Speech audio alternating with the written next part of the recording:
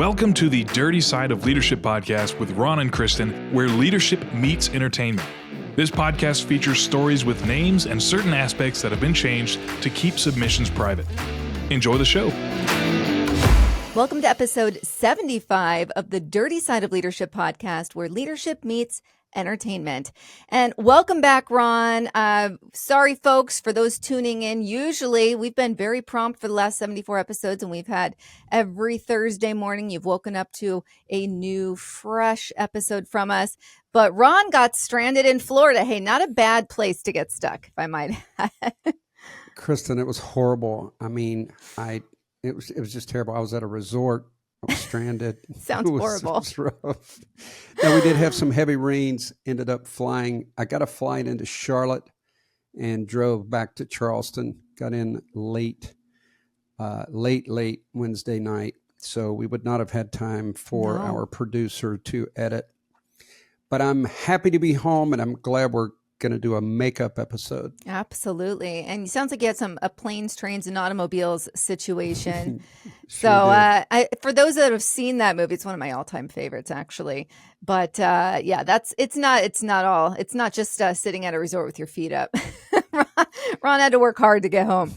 But, so as everyone knows, and if you're just tuning in for the first time, I'm Kristin, and as always, I'm joined by Ron Ward, my co-host, a man with the strength of 10 men, the looks of Brad Pitt, and to top it off, he's unbelievably modest.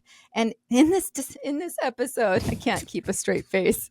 Ron also writes his intros, at least this one. I tried to just keep going. Kristin, I just have to say this. I didn't tell Kristin I put that in there, and we were just about to record, so she's kind of practicing running through something. I heard her, oh my gosh, Yeah, I'm like, let's see if I can pull this up. But in all seriousness, so today we're going to discuss bouncing back from adversity. And, we were talking about this is one of the most important things as a human being that you could have the skill to do. I mean, we're all faced with adversity at one point or another.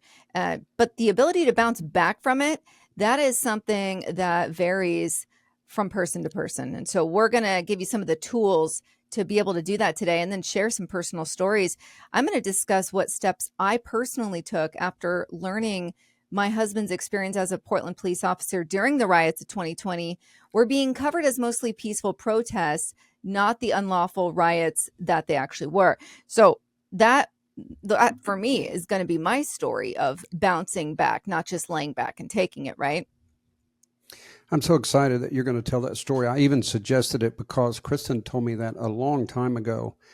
And it's a powerful story because we do not want you to just survive adversity. We want you to thrive in the middle of it. And this story impacted me to this day because, Kristin, I'm just doing a teaser, but there were situations where you could have just laid down, given up. Your husband could have left his career, but you did something about it. And I love that story. So here's a question for everyone listening. Have you ever been terminated, got passed over for a job promotion, or passed over for a job that you worked so hard to acquire? Have you suffered personal loss, divorce, sickness? Almost everyone has experienced one or more of these losses. In this episode, we're going to help you bounce back from failure and adversity. From a technical standpoint, we want to strengthen your resilience. Resilience is the force to help you bounce back. And Kristin, you said it, but if I could teach children, if I could teach teenagers, the one ability, and you can cultivate resilience, we're going to prove that, that is what I would teach them.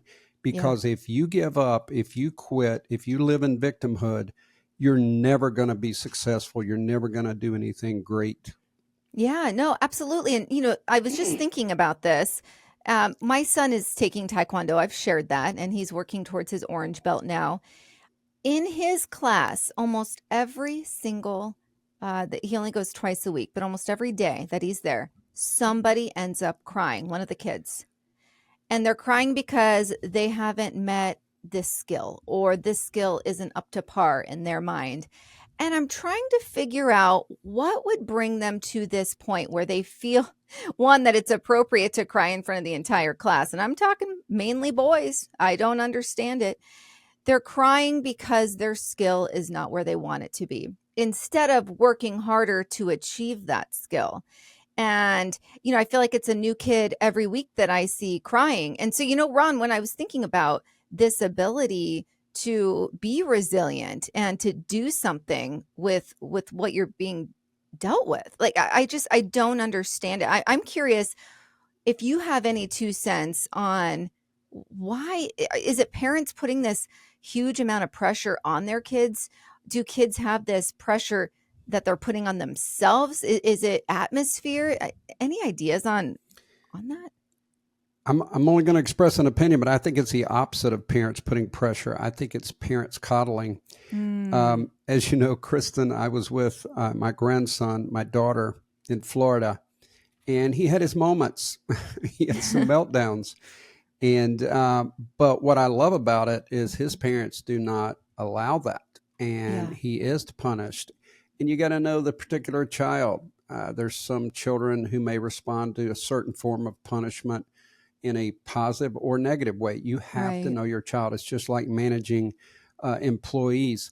But I do believe, don't get me wrong, there's always outliers, but I think if you just permit a child to cry, throw a fit, be a victim, they build that pattern. And for some reason, we just seem to be seeing more than that than we ever have before. Maybe I have a different perspective, but that's what I'm hearing and that's what I'm seeing. Yeah, no, and I will say I even saw that leading teams where, and generally I didn't have a male employee cry a couple times actually, but when it was time to be coached on something, right, the female would cry, and as much as I tried not to go there, I feel like, is this a ploy to divert attention away from the actual matter that we need to discuss? Is this an ultimate distraction?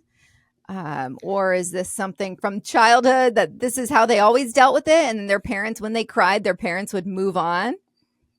You know how much I believe in childhood programming, and I absolutely believe that a lot of that starts in childhood. I will say this, and leaders, if you're listening, parents, if you're listening, when I was in crisis, whether it's personal or professional, I knew it, I recognized it, and I guarded my words. I mean, just like I was standing guard to the sacred temple, because I wanted to say, oh my God, how are we going to make this? What are we going to do? Yeah. This looks awful, but I guarded my words, especially in crisis, and I brought positivity. I brought hope. I brought solutions, or I collaborated solutions, and that is part of being resilient. Right. No, I love it. I will get into our topic here, but yeah, I thought that was really important. And I just want to share one parenting thing here, because I think about what's happening in our country and in our world today. And there's just an overall lack of accountability. And I think about, my son's been acting out a little bit. He's 10 years old, and I don't know, he's been watching Cobra Kai. I don't know if that has anything to do with it, but he's got this little favorite attitude. show. He loves it. I'm like, oh, I didn't know there was that much cursing. Yikes. But it really it's motivated him to want to do better in Taekwondo. So, hey, but, so these last few weeks, he's had a little bit of a tude, and he is preteen. But yesterday I grounded him from hanging out with friends because he wasn't respectful to me at one point the day before. So I'm like, listen up, tomorrow, no friends, right? And no screens. So yesterday, neighbor boy rides up on his bike. Hey, can Gavin come out on a bike ride? And Gavin came over to me. I'm like, no, nothing has changed. You're not going out on a bike ride. Like, you are grounded from friends. And he freaked out and he was really upset with me. And I could see some parents would probably go, all right, I'm going to be the nice guy. But what you're doing is, when you don't hold them accountable, one, if you say something and do the opposite, you're a weak, a weak little, and they will see that. Is it when a bee sting starts to heal? Yeah, exactly. A bee itch. Yes. You are a weak little bee itch if you say A and do B, right? And your kids will appreciate it in the moment, but they won't respect you. And they will continue on with that poor behavior. Your kids need to know that when you say A, you mean A. And the same thing with your employees, and the same thing with friends and relationships, right? So when we're talking about, the intriguing topic of resilience and why some people seem to possess an extraordinary capacity to bounce back from setbacks. First, let's just dive into what is resilience, because resilience is weaved into everything that we do. And resilient as a parent, resilient as a leader, right? There's just so much. So resilience is not just about enduring difficulties. It's about thriving in the face of adversity. It's the ability to adapt, grow, and recover from these setbacks stronger than before. But what sets resilient individuals apart from the rest? Ron, let's dive into some factors that will contribute to resilience. Yeah, let's do that. Mindset and attitude. That's the first thing. Resilient individuals have a positive outlook and a growth mindset. They see challenges as opportunities for growth and learning rather than insurmountable obstacles. Throughout my life, Kristin, there's been so many times, and by the way, I succumbed to this. There were times where, I would get mad and angry and pout. I'm talking about losing a basketball game. I was so high strung. And it wasn't really until I got deep into martial arts that I started gaining real discipline and controlling my thoughts and attitudes. But the first thing you have to do, I said it earlier, is, and I've said it in other podcasts, your brain wants to protect you. Your brain wants to comfort you. You have to train that brain.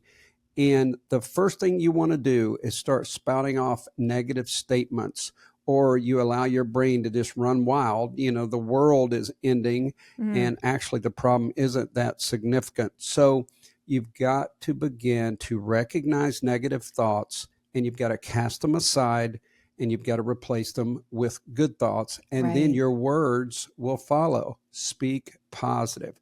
Yes. Look at this situation and go, something good's going to come out of this. I know I'm in a difficult spot right now, but I am going to come out of this better, stronger, and more prepared the next time.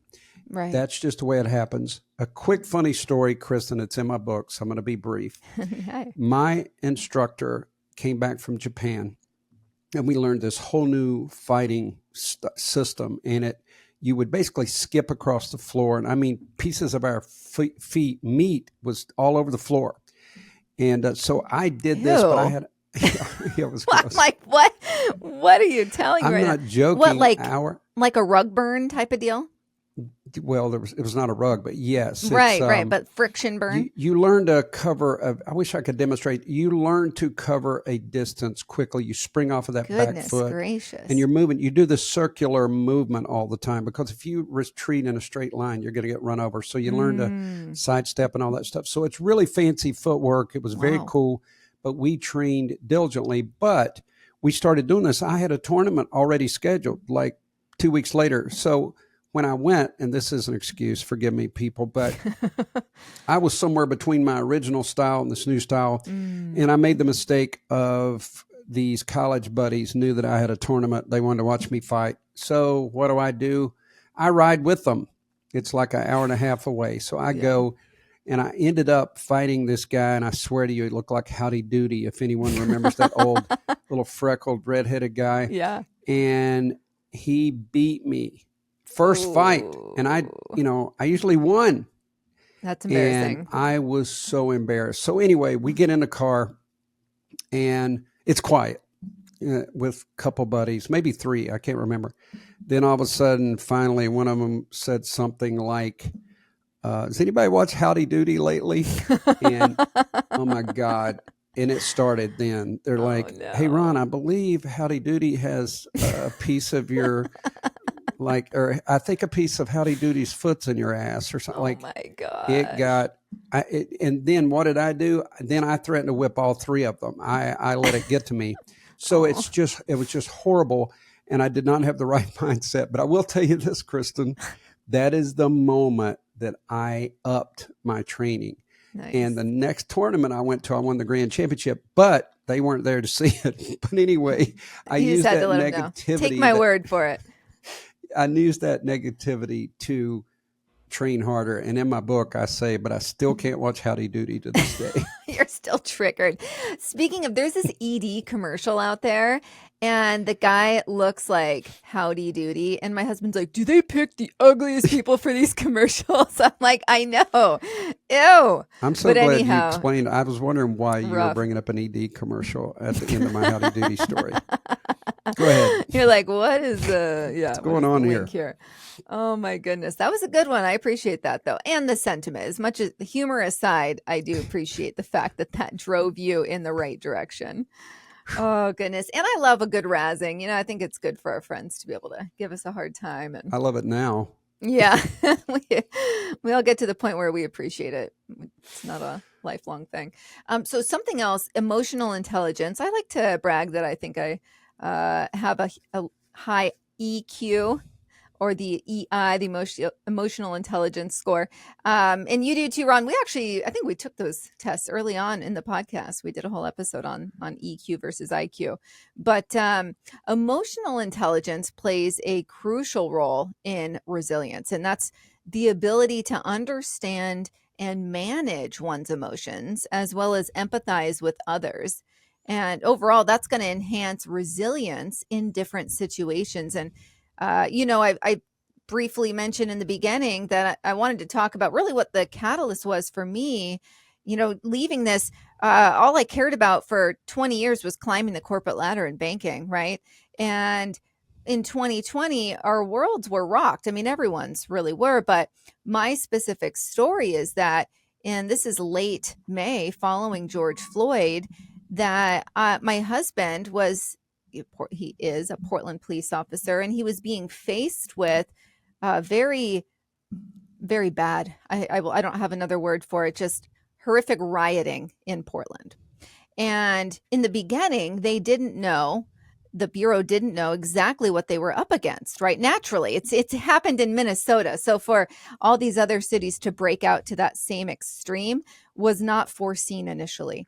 And so there was a point where my husband was up against, it was like him and two other officers up against hundreds and hundreds of rioters throwing things at them. They were backed into, they could use deadly force if wanted, but then there's all sorts of reasons that you don't just go to that, right? So anyways, long story short, when I was hearing that my husband, who's always been my rock, and he's strong and emotionally strong, and when he felt a fear for his life, something inside me just clicked.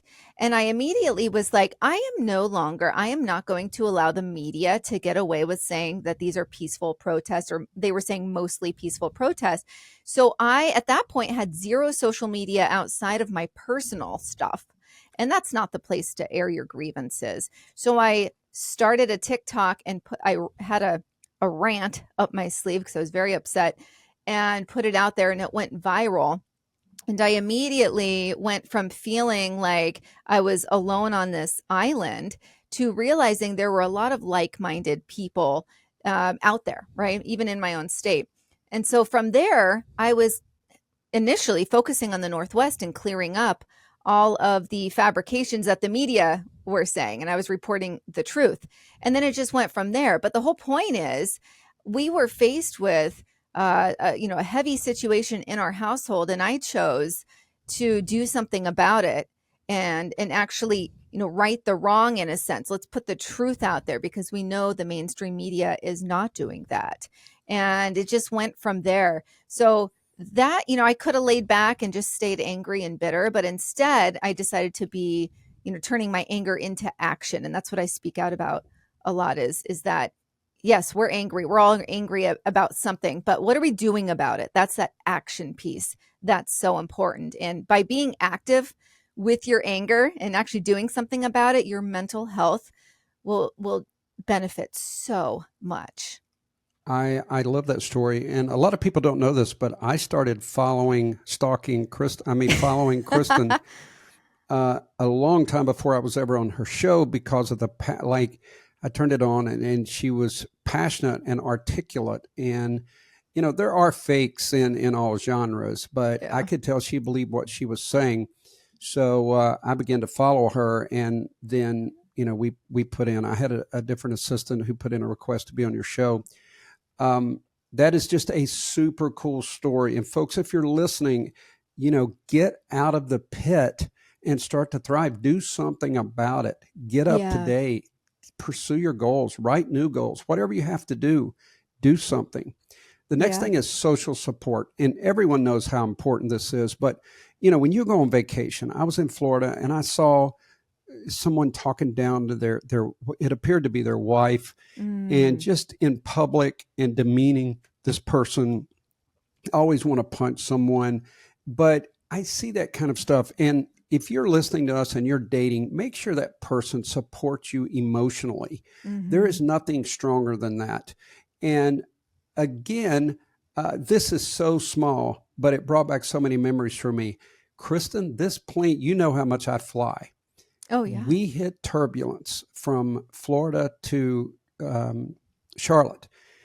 It bounced us. I mean, it had been a long time since I came off the seat. I bounced in the air. People are scrambling, screaming. Oof. Of course, my little grandson, Nathan, thought it was the funnest thing ever. Yeah. But at this point, and we know we're going in, it's storming and all that. And Haley reached over and grabbed me. And I held my daughter's hand during this rough time. And it just brought back the memory for me that you are so important in providing comfort. And Kristin, this is a compliment. And I teach this in executive coaching. Is the reason I want to say this. If you are listening to me and you want to be a successful leader, don't miss the little things. So Kristin, you don't even know this, but I thought it was interesting because it's part of our executive coaching program, but it came natural for you. But when I sent you the message, I'm home, when do you want to make up our recording? The first thing you said was, glad you made it safe.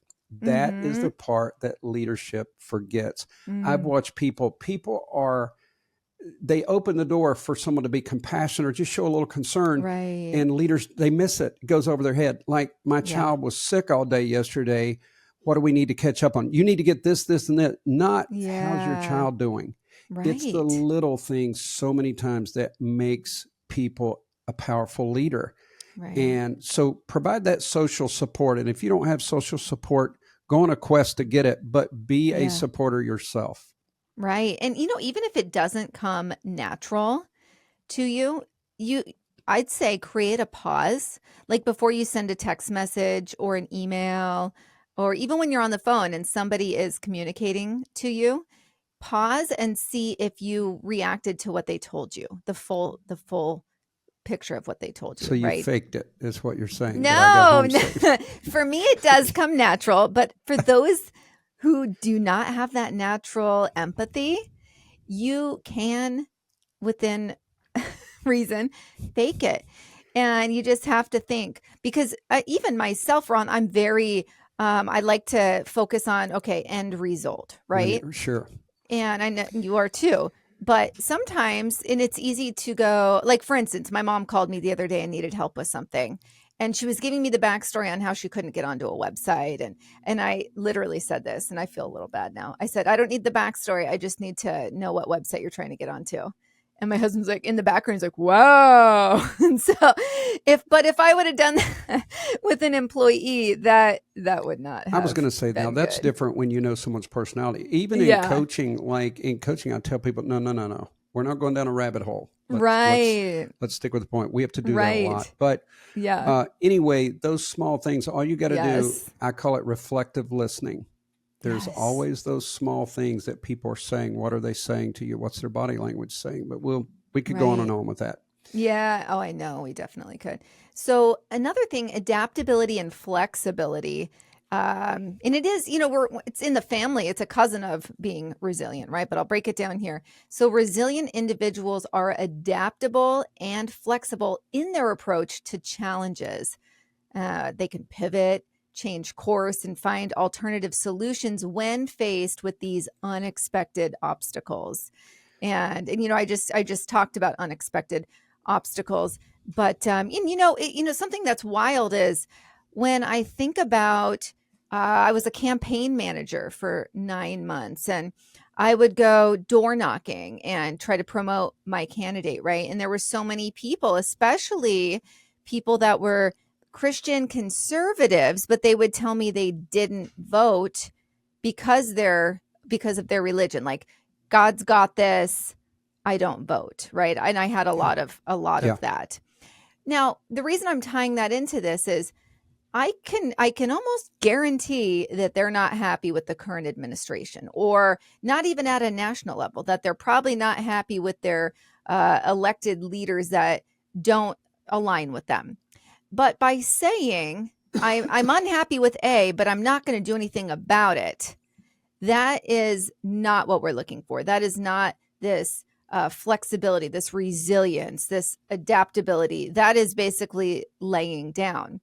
And there's such a misunderstanding when it comes to that.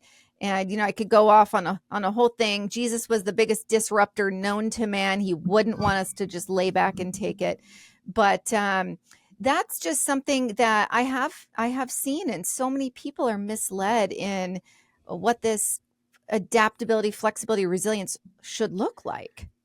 And Kristin, they also want sound bites instead of doing the research. I try to research things. Like I've watched, we got into that Secret Service issue. I'm watching everything because there's a lot to that. And if you just take one little segment, you might provide misinformation. And for you, that's more important. And for us on this podcast, we want to try to stay factual. The only other thing I was going to say is I teach a whole segment on early adapters, and then you've got late adapters and non-adapters. I'm not going to go into that, but early adapters are your more successful people because they change, they adjust. And we saw it, especially during COVID, how some great leaders had to adjust the whole mission because of the changes in the environment. And some people thrived during that time. Right. But people who could not accept change and embrace it and adapt, they didn't do so well. And then you always have your non-adapters. You got your 2%ers that they're not going to change for anything. You need to fire them. Did I say that out loud? All right. It's true, though. Oh, my goodness. Kristin, let's kind of wind this down. Why don't you give us a quick 6 or 7 points here that someone can do, because we know that just because you listen to a podcast, we know you're still going to have trouble adapting. We know you're going to have trouble with your resilience because this takes time. Changing your thought patterns does not happen overnight. It's going to take you, it's probably going to take you a month or two to really focus. But I would put names on those negative thoughts so that you recognize, that Earl here is trying to bother you. And that's one of the things that helps in coaching is we give things names. But oh my gosh, you went Earl, I went Betsy in my mind. I don't know. I was trying to be funny. Where do Earl we get and these Betsy. names? That's a couple. I know, isn't that funny? That's totally a couple. I just imagine them milking cows together. I'm not sure. Oh, it's that just was the utterly mind brilliant. is a wonderful thing. So all right.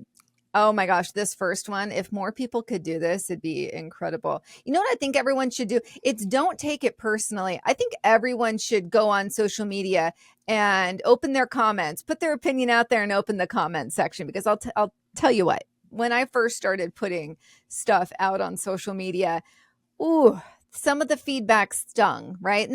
They attack you personally if they don't agree with you. Oh, your eyes are crazy, or you have a big forehead, a big nose, whatever. But then they'll attack your IQ, but it created such thick skin for me. Now I'm like, I really can handle pretty much anything thrown my way. I'm like, bring it, because I've gone through the exercise of not taking it personally, right? You understand where the origin or where it's coming from, and then you're able to not take something so personally. And oh my goodness, it really just, you are in control again when you're not always taking things personally. So another thing is understanding what you did wrong. That is a tough one. I know my husband and I got in a little argument, first argument in a long time, and I could tell he really wanted me to agree with him. And this was one, I will tell you when I'm wrong, but this was one I was not wrong. And I used the old, we're going to have to agree to disagree. And he didn't like that either. He really wanted me to just be like, you are right. You are right about everything. But understanding what you have, when you have done something wrong, understanding what you've done wrong, and maybe even the origin, why you did it, right? That's just going to help break that down. Remind yourself of past successes. That is important because, especially, gosh, Ron, with entrepreneurial, or just being an entrepreneur, it's so easy. Before, when you're not out on your own, it is easier in a sense because you have all these widgets that you're going off of that make you understand if you're successful or not, right? And you're being reviewed, and you're graded, and this and that, and employee relationships. When you're out on your own, it can be tough to find that measuring plate. And so to remind yourself of what you've achieved in the past and how everything's going to be a-okay because you have that foundation. You've achieved success, and you will do it again. It'll just look a little different. That's so important. Yeah. And I'll jump in on one here, adopt please. best practices. If we don't learn from our mistakes, and that's one of the things I literally keep notes and I highlight when I'm coaching or speaking, and I look for best practices, or if I find a better way of doing something, you should always be doing that. Try to improve. Don't be afraid to ask for help. Someone knows it. I guarantee you, like I had to bring somebody here the other day to work on some technical equipment. There's someone out there that knows something that you don't. You got to find them, make the effort. And sometimes you need to fail to succeed. I don't love this one, Kristin, but it is true because sometimes the wrong way of doing it is the best teacher. Like I've even refined how I present either coaching or getting a contract with someone. It's a lot better than it was, a year ago. Yeah. And you can always make it up. In other words, just say, okay, I fail here, but I still see the finish line. I'm going to get up and I'm going to sprint and I'm going to keep going. That's what resilience really is. You understand that setbacks are temporary. And we just think this episode is so important. We hope you will share it with someone. And remember, take care of yourself, surround yourself with good people, but guard that thought life. That is the key to success. Do not let yourself get too low. Get up, dust yourself off, and keep going. And as you do that, you will get stronger each time. And then, as Kristin said earlier, you're not just going to survive, you're going to thrive in the middle of adversity. Right. Absolutely. Yeah. I think this is a great episode because it can be applied in so many ways. And it can be applied, politically with what's going on, with religion, with parenting, with leadership. Like there's just so many, it's weaved all throughout our lives. So apply this where you can. Yeah. Everyone remember, resilience is not a trait reserved for a select few. It's a skill that can be nurtured and developed by anyone willing to embrace challenges with courage and determination. Now, you guys know that Chris and I have never shied away from our Christian faith and influence. So we wanted to leave you with a scripture today, and it's Jeremiah 29:11, and I love this. It says, "For I know the plans I have for you, declares the Lord, plans to prosper you and not harm you, plans to give you hope and a future." That scripture, I don't know how many times I've used that, Kristin, in my life, or I can do all things through Christ who gives me strength. There's been numerous times that I felt like I was just barely hanging on by a thread, and that gave me such hope and such strength. So I hope that strengthens and encourages someone out there. We're so grateful for you tuning in and supporting this podcast. And Kristin, it's good to be back. Oh my gosh, I'm so glad you're home. I know it's crazy. And you guys are dealing with floods today. So we are. Yes, my daughter was showing me her front yard. Yeah, my daughter was showing me her front yard, and two kids go down in a kayak. It was funny, but it's wild. It was cool. All right, everybody, be the leader you're meant to be. We'll see you next week. The Dirty Side of Leadership podcast is brought to you by Forward Operations. If you'd like to book Ron or Kristin for speaking events, training, or executive coaching, visit forwardoperations.com. Be the leader you're meant to be.